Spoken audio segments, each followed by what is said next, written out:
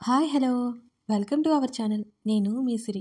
ఈరోజు మనం చెప్పుకోపోయే కదా ప్రియనేస్తాం పార్ట్ 24. కథలోకి వెళ్ళే ముందు లైక్ చేయడం మర్చిపోకండి ఫ్రెండ్స్.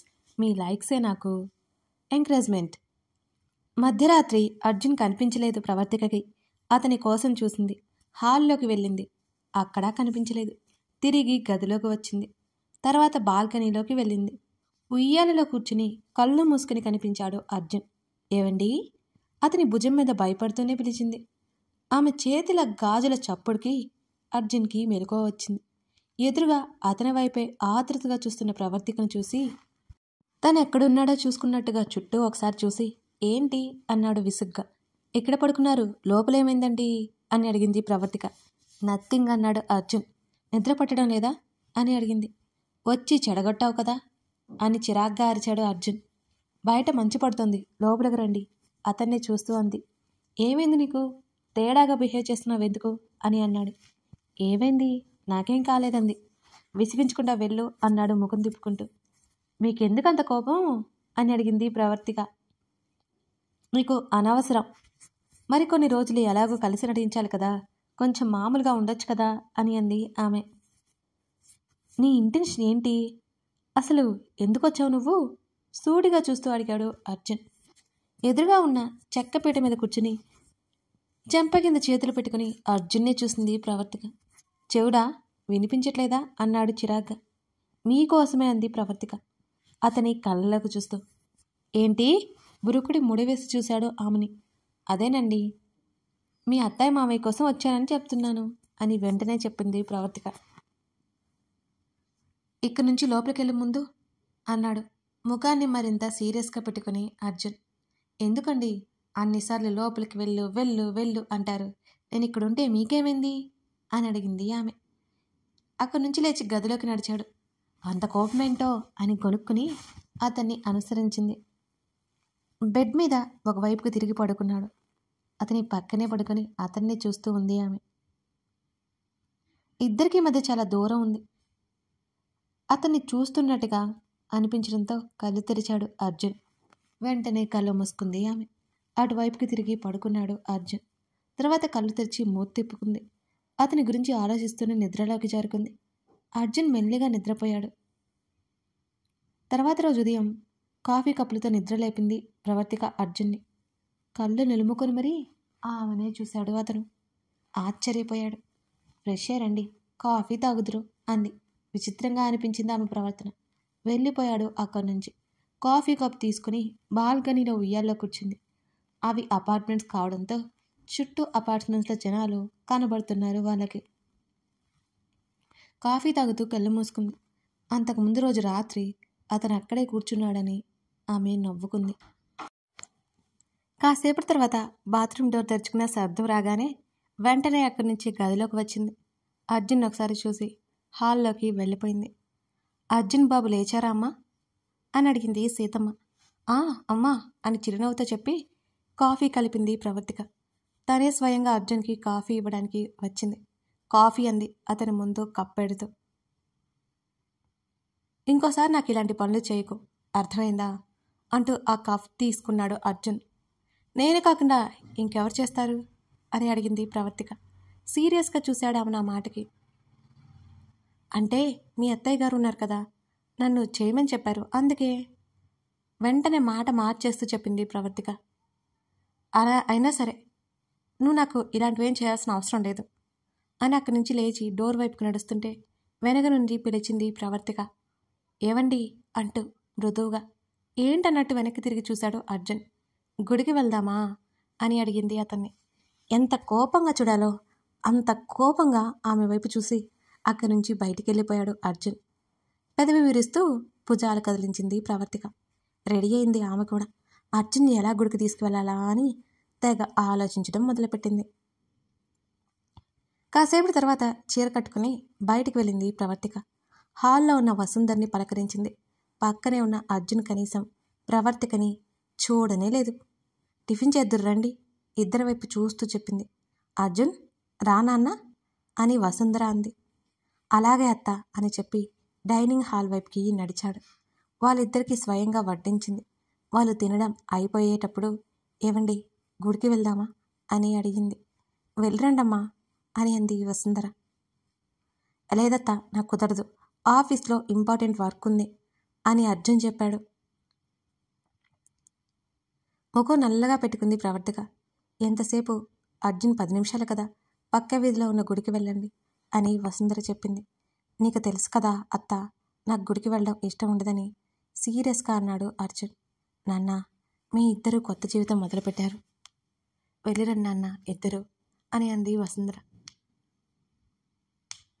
ఏదైనా చేస్తాను కానీ ఇలాంటివి నాకు చెప్పకత్త. అక్కడి నుండి లేచి వెళ్ళిపోయాడు అర్జున్. అర్జున్కి దేవుడంటే నమ్మకం లేదు. నువ్వు ఏమీ అనుకోకురా అని చెప్పింది వసుంధర ప్రవర్తికని చూస్తూ. చిన్నగా నవ్వి ఊరుకుంది ప్రవర్తిక. నేను వెళ్ళి వస్తాను అని చెప్పింది ప్రవర్తిక. నీకు ఒక్కదానికి తెలియదు కదా, లోహిత వస్తుందమ్మా అని చెప్పింది సీతమ్మ. పర్లేదమ్మా, తన్నెందుకు ఇబ్బంది పెట్టడం చెప్పండి.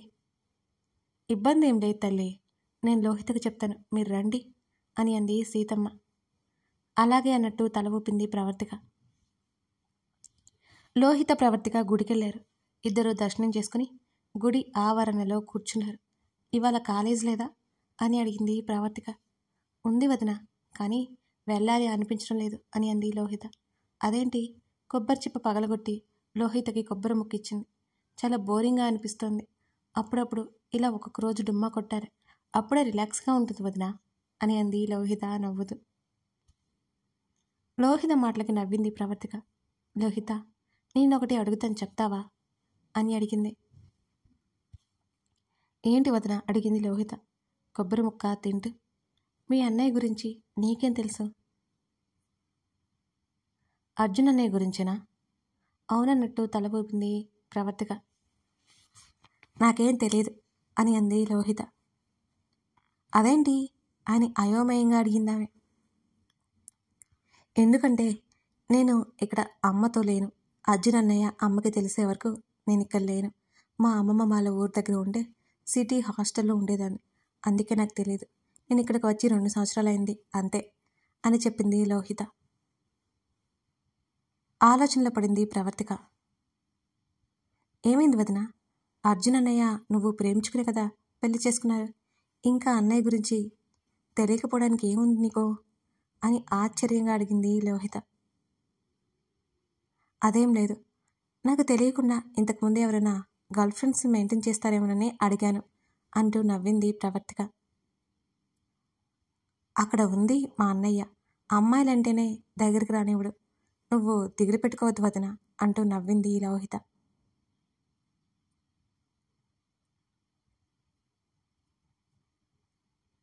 ప్రవర్తిక కూడా నవ్వేసింది. ఇద్దరు ఇంటికొచ్చారు. లోహిత వాళ్ళ ఇంటికి వెళ్ళిపోయింది. ప్రవర్తిక టిఫిన్ చేసి వసుంధర దగ్గర కూర్చుంది. వసుంధర కాలికి మర్దన చేస్తూ కూర్చుంది. వసుంధర ఎంత చెప్పినా వినలేదు ప్రవర్తిక. మా అమ్మకైతే ఇలా చేయనా అని చెప్పేసింది వసుంధరతో. ఇంకేం మాట్లాడలేకపోయింది వసుంధర. ఆమె తల నిమిరింది ఆవిడ. పిన్ని, మిమ్మల్ని ఒకటి అడగొచ్చా అంది ప్రవర్తిక. ఏంట్రా అది? రక్ష గురించి మీకు తెలుసా అని అంది వసుంధర. వసుంధర కళ్ళల్లో నీళ్లు జలజలా రాలే. చాలా కంగారు పడిపోయింది ప్రవర్తిక. పిన్ని, ఏమైంది?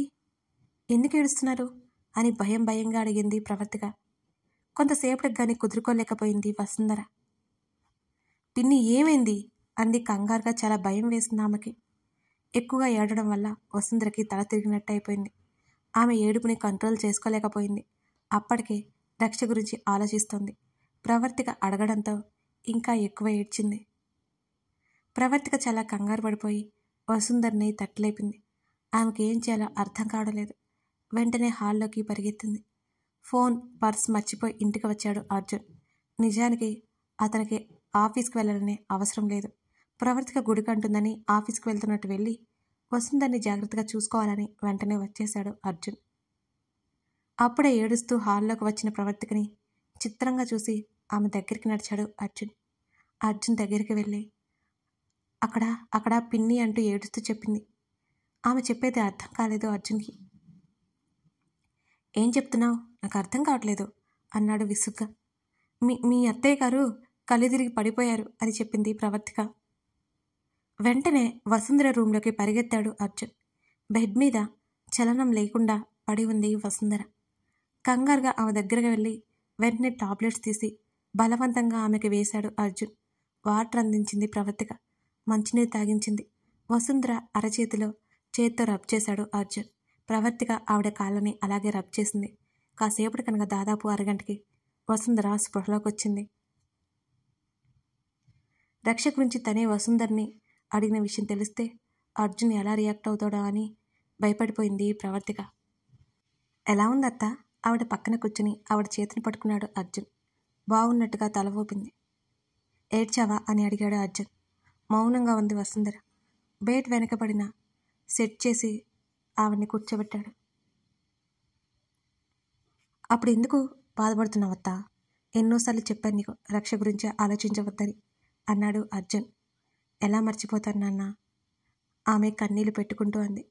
ఆశ్చర్యంగా చూసింది ప్రవర్తిక. ఇప్పుడు నీకేమన్నా అయితే నాకున్న మరో అమ్మని నేను కోల్పోలేనత్త.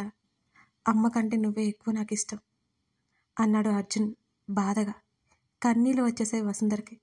చాలా బాధేస్తుంది నాన్న, తల్లిని కదా మర్చిపోలేకపోతున్నాను అంటూ వసుంధర ఏడ్చేసింది. ప్రవర్తికకి చాలా భయంగా అనిపించింది. అర్జున్ కోపం తెలుస్తుంటే ఆమెకు వణుకొచ్చేస్తుంది. ఇప్పుడెందుకు అన్నీ ఆలోచిస్తున్నావు? టిఫిన్ చేసి కాసేపు రెస్ట్ తీసుకోవచ్చు కదా అని అన్నాడు అర్జున్. ఏం మాట్లాడలేను వసుంధర. ఊపిరి పీల్చుకుంది ప్రవర్తిక. నువ్వేంటన్నా అప్పుడే ఇంటికి వచ్చేసావు అని అడిగింది వసుంధర. ఫోన్ వాలెట్ మర్చిపోయాను, అందుకే వచ్చాను. రావడం మంచిదైంది. నేను ఆఫీస్కి వెళ్ళాలి అనుకోలేదు. గుడికి అని గోల చేసి బలవంతంగా పంపించారు అన్నాడు ప్రవర్తికని కోపంగా చూస్తూ. తలదించుకుంది ప్రవర్తిక. నాన్న, ఆ అమ్మాయిని ఎందుకో అలా చూస్తున్నావు? నేనే కదా నిన్ను ఒత్తిడి చేసింది అని అంది వసుంధర. ఇప్పుడు నేనేం అనలేదు కదా అన్నాడు అర్జున్. నీ గురించి నాకు తెలీదా వెంటనే అంది వసుంధర. సరే అత్త, రెస్ట్ తీసుకో అంటూ ప్రవర్తికని చూసి అతను బయటికి నడిచాడు. వసుంధర మంచం దగ్గరికి నడిచింది ప్రవర్తిక. నన్ను క్షమించండి పిన్ని, నా వల్లే నీకు ఇలా అయింది అని అంది నొచ్చుకుంటున్నట్టు వసుంధర. అలాంటిదేమీ లేదమ్మా, నువ్వేం దిగులు పడుకో. అర్జున్ వచ్చాడు కదా, వెళ్ళేదైనా అవసరం ఉంటుందని చూడు అని అంది వసుంధర చిన్న నవ్వుతో. అలాగే అన్నట్టుగా తల ఊపి అర్జున్ గది వైపు నడిచింది ప్రవర్తిక. ఆమె వెళ్ళేసరికి బెడ్ మీద కూర్చొని కంతను నొక్కుంటూ కనిపించాడు అర్జున్. కాఫీ కావాలా అని అడిగింది కాస్త ఇబ్బందిగా, కాస్త భయంగానే. అవసరం లేదు అని చెప్పాను కదా, నాకు ఏదైనా కావాలంటే నేను చూసుకుంటాను అన్నాడు అర్జున్. అది కాదు అని ప్రవర్తిక అంటుంటే, ప్లీజ్ నన్ను ఒంటరిగా వదిలేస్తావా అని విసుక్కుంటూ అన్నాడు అర్జున్. మౌనంగా వెళ్ళిపోయింది. ఆ రోజంతా ఆ గదిలోకి రాలేదు ఆమె. లంచ్ టైంలో కూడా అర్జున్కి ఎదురుపడలేదు. ఆ విషయం అర్జున్ గమనించాడు. రాత్రి 10 గంటలవుతుండగా వెళ్ళింది అర్జున్ గదిలోకి ప్రవర్తిక. ఆమెనే చూశాడు. రాత్రి బయట ఉంటే బాగోదని ఇలా వచ్చాను.